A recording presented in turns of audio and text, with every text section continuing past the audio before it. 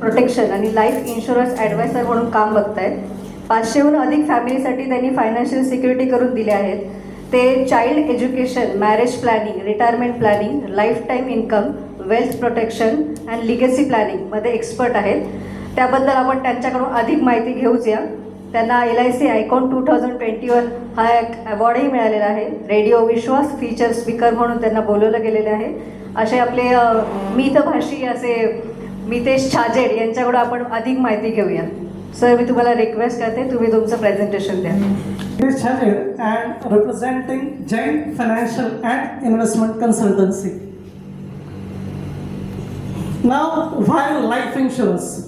सगळ्यात मेन म्हणजे आपल्या परिवारासाठी आपण इन्शुरन्स घेतलाच पाहिजे. तर का? तर सगळ्यात मेन म्हणजे असं आहे की यार फर्स्ट थिंग जो आहे ना, काय education. Now what is child education.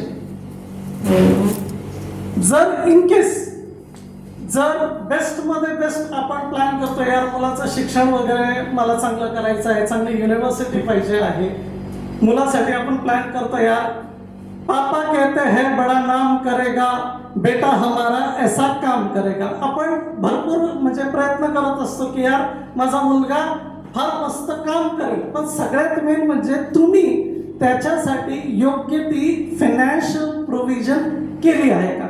10वी पर्यंत तर जेमतेम गाडी निघून जाते, पण जेव्हा 11वीला येतो तेव्हा जेव्हा साईड चेंज करायची असते तेव्हा घरी पैसा नसतो आणि त्यावेळेस मग कुठेतरी कॉम्प्रो करून एज्युकेशन होतो आणि जे काही स्वप्न त्या मुलाने बघितलं असतं ते होत नाही.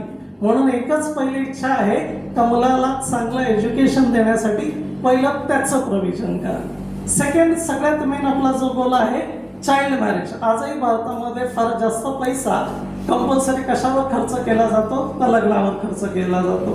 तर लग्नासाठी ही आपण म्हणजे एक खट्टी जर पैसा जमायचा म्हटलं तर ते नाही जमणार.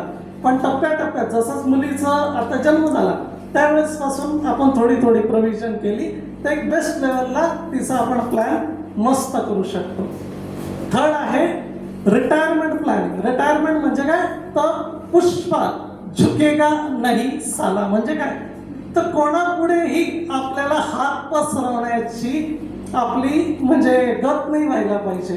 आपल्याकडे जर फायनान्शियल फ्रीडम असेल, आपल्याकडे जर पैसा असेल, शेवटच्या क्षणापर्यंत आपल्याकडे जर guaranteed source of income monthly असेल तर मग टेन्शनच नाही.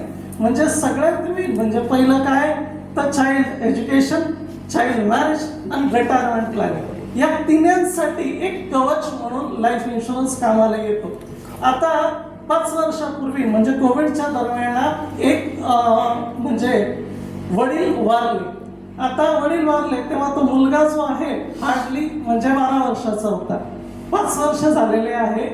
5 वर्ष पूर्वी हे जे काही त्यांनी प्लॅन बनवलं होतं त्याच्यामुळे फायदा काय झाला की वडील जरी एक्सपायर झाले, त्यांनी एज्युकेशन प्लॅन घेतला होता. LIC त्या पॉलिसीचा प्रीमियम जमा करते, बोनस जमा करते आणि आता तेव्हा जो 18 वर्षाचा होईल तर 18 पासून तर वयाच्या 23 पर्यंत कंपल्सरी दरवर्षी त्या मुलाला फायनान्शियल बॅकअप मिळणार आहे. म्हणजे त्याचं एज्युकेशन, त्याचं बिझनेस इन्व्हेस्टमेंट कुठेही थांबणार नाही. तर असा हा जो कवच आहे याला आपण लाईफ इन्शुरन्स असं म्हणतो. मुलगीला आहे ना आपण देण्यासाठी भरपूर विचार करतो की यार बाबुल की दुआएं लेती जा जा तुझे सुखी संसार मिले. दुआ तर पाहिजेच, त्याबद्दल वादच नाही. पण सगळ्यात मेन म्हणजे काय, त्या दुआ बरोबर थोडी दवा पण पाहिजे. दवा म्हणजे काय, तर फायनान्शियल बॅकअप. आज जर तिला फायनान्शियल बॅकअप दिलं ना तर मग तिथून काहीच निगेटिव्ह नाही येणार. का, तर मुलीकडे पैसा आहे म्हणून तिचं आयुष्य एकदम मस्त राहू शकतो. तर फर्स्ट थिंग. नाव रिस्क काय आहे. सगळ्यात मेन आपण लाईफ इन्शुरन्स कडे थोडंसं निगेटिव्ह विचार करतो की यार गेल्यावरच पैसे. असं नाही मित्रांनो, आजही मॅच्युरिटीने भरपूर लोकांचं आयुष्य चांगलं झालं आहे. आजही गॅरंटेड सोर्स ऑफ इन्कमची जीवनाक्षाची आजही मिळते. 12% interest guaranteed for life long. ही कोणत्याही संस्थेमध्ये ताकद नाही आहे. त्याच्या 100 वर्षापर्यंत तुम्हाला लाईफ लॉंग गॅरंटी आजच जेव्हा तुम्ही तो बॉन्ड साईन करता ते तुम्हाला लिहून दिलं जातं. तर आजच स्वतःच्या लाईफचा प्लॅन जरूर करा. अनटाइमली एखाद्या मनुष्याचं डेथ होतं तर 3 डेथ ॲट अ टाइम होतात. 3 डेथ कसं काय, तर सगळ्यात पहिले घरी येणारी जी कमाई आहे ना तिचं डेथ होतो. म्हणजे आपण आज माहित आहे का यार वडिलांना पगार मिळणार आहे, वडिलांना चांगला बिझनेस डील झाला आहे म्हणून घरात पैसा आहे, ऐश्वर्य आहे, सगळं काही मस्त चाललं आहे. पण यदा कदाचित जो घरचाच कमावणारा व्यक्तीला काही झालं तर मग काय. दुसरा जो सगळ्यात मेन डेथ होतो तो एका नवऱ्याचा, म्हणजे बायकोचा जो नवरा आहे त्याचा आज डेथ झालेला आहे. मग बायको समोर सगळ्यात मेन प्रश्न काय आहे की या मुलांचं शिक्षण कसं करायचं आहे आणि सगळ्यात मेन म्हणजे त्याचं लग्न कसं करायचं आहे. आणि त्याच मिनिटाला LIC इन्शुरन्स ॲडवायझर येतो, एकमेव पर्सन जो घरी येतो पैसे द्यायला. अनेक लोक पैसे घ्यायला आलेले असतात, फक्त LIC एजंट आहे ना तो तुमच्या घरी पैसा द्यायला आलेला असतो. तर सगळ्यात मेन म्हणजे काय आहे की यार हा जो म्हणजे दुःखद संकट आलेला आहे ना त्या फॅमिलीवर, त्या फॅमिलीला सिक्युअर करण्यासाठी, त्यांना त्या संकटातनं बाहेर आणण्यासाठी ना कंपल्सरी लाईफ इन्शुरन्स पाहिजे. आणि थर्ड तो मुलांचा फ्युचरचा डेथ होतो. पहिला स्वतः इन्कमचा डेथ, दुसरा हजबंडचा डेथ आणि तिसरा वडिलांचा डेथ. म्हणजे फ्युचर जो फॅमिलीचा आहे तो सिक्युअर झाला नाही तर अनटाइमली डेथ. क्रिटिकल इलनेस म्हणजे पॅरालिसिस आहे, त्याच्यानंतर म्हणजे कॅन्सर आहे.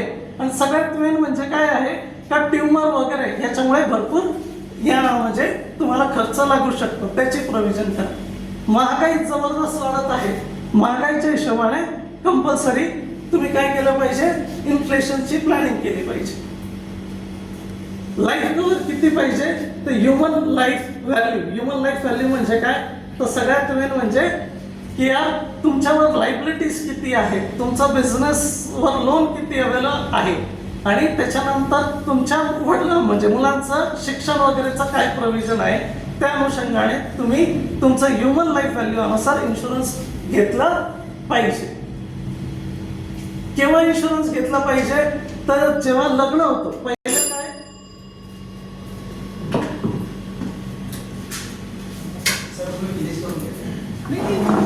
शॉर्ट मध्ये फिनिश करा कारण तुम्हाला क्वेश्चन पण विचारायचे नंतर. सगळ्यात मेन म्हणजे जेव्हा जस्ट तुम्ही बॅचलर आहे तेव्हा इन्शुरन्स घेतला पाहिजे. सेकंड जो आहे की यार कंपल्सरी लग्न झालं आहे तेव्हा तो कव्हर वाढवला पाहिजे. आणि थर्ड जो आहे तो आहे त्या मुलांचा जन्म होतो तेव्हा तो कव्हर वाढवला पाहिजे. वेगवेगळे प्लॅन्स आहे, टर्म प्लॅन आहे, एन्डाउमेंट आहे, गरजेनुसार ते प्लॅन्स तुम्ही घेऊ शकता. सगळ्यात मेन म्हणजे काय आहे यार प्रीमियम ऑप्शन्स आहे. जसं तुम्हाला म्हणजे ॲडजस्ट होईल मंथली क्वार्टरली तसं तुम्ही प्रीमियम पे करू शकता. आणि सगळ्यात मेन म्हणजे टॅक्स मॅच्युरिटी जी असते ती टॅक्स फ्री असते. मॅच्युरिटी LICची जी आहे ती नेहमी टॅक्स फ्री असणार आहे. तर त्याच्यासाठी 2 क्लॉजेस आहे. 5 लाख इयरली प्रीमियम तुम्ही पे केला पाहिजे. आणि जर तुम्हाला 5 लाखापेक्षा जास्त प्रीमियम पे करायचं आहे तर 2.5 लाख रुपये तुम्ही युलिपमध्ये भरू शकता.